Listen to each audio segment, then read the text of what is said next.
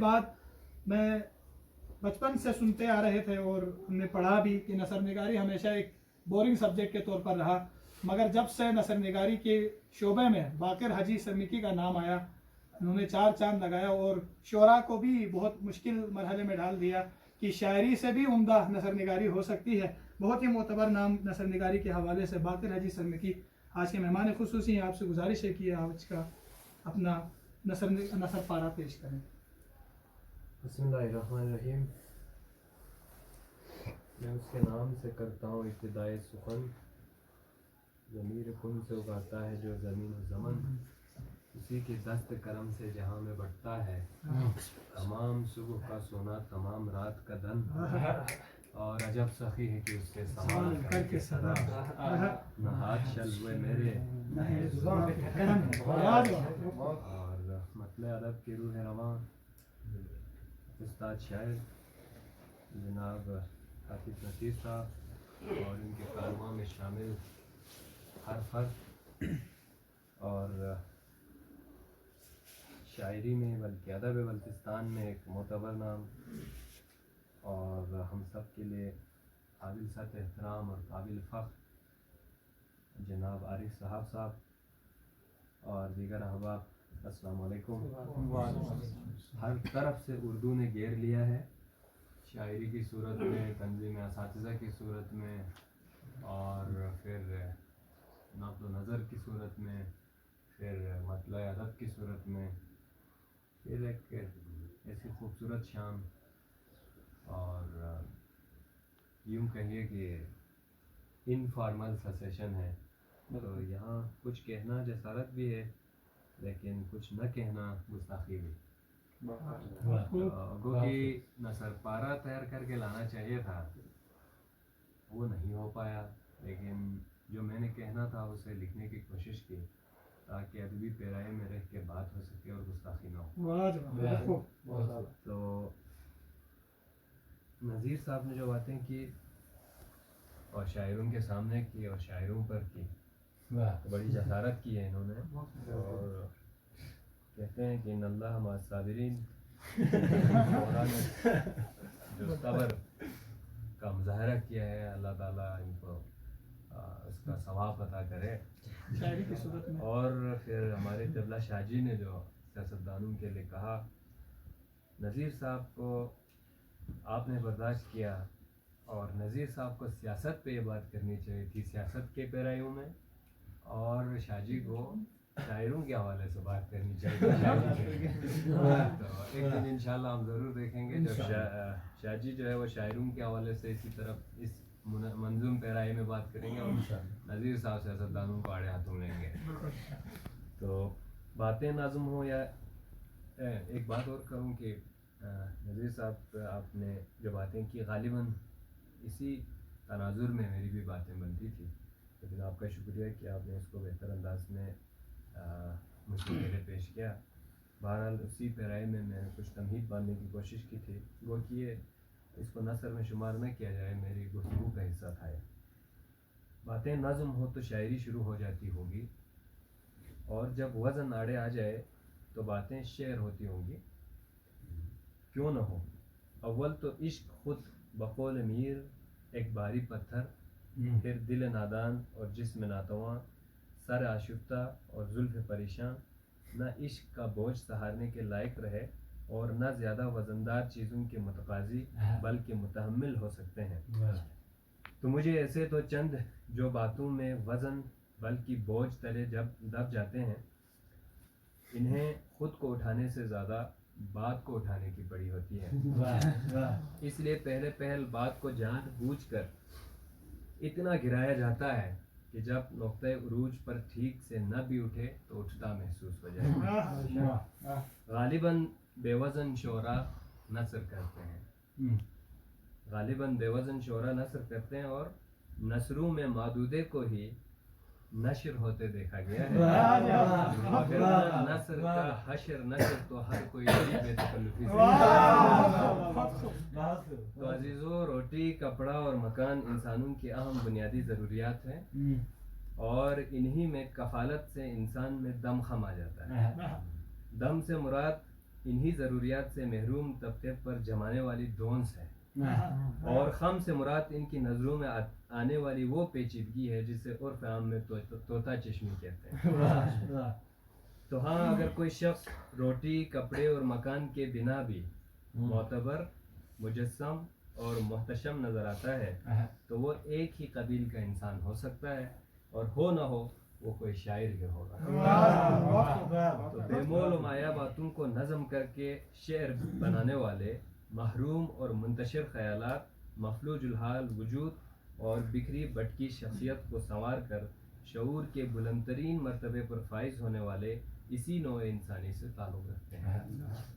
गोया हमने अगर किसी इंसान को बिखर बिखर कर मुनज़्ज़म और टूट टूट कर मुजस्सम होते देखा है तो फ़कत किसी शायर को ही देखा है। तो इसी बातों के शायर और मिजाज के शायर में से हमें मिजाज के शायर बहुत बाएँ हैं। एक तो बातों के शायर हो गए, एक मिजाज के शायर हो गए, तो हमें मिजाज के शायर बहुत बाएँ हैं। तो गए वक्तों की बात है कि किसी ऐसे ही मफलूजुल हाल, परेशान नुमा और हुलिया पुलिया से शायर दिखते एक शख्स से हमारी शनासाई हुई। सांवली रंगत पर कालकी स्याह जुल्फें, और जहाँ शब देजूर भी ठीक से छुप ना सके, बरस इतने सयाह कि हमारे नसीब पे अश अश कर उठे। यूं उस गहरे रंग के शख्स को हमने मेयारी अदब का नसीर जाना। उनको सुनने का सिलसिला बल्कि न रुकने वाला सिलसिला निकल पड़ा। यूं उनको सुनने के लिए कईयों की सुनना पड़ा, उनको सहना पड़ा। इस शायर बेबदल के साथ चंद ऐसे अहबाब भी देखें जो कहीं से भी शायर से नहीं लगते थे,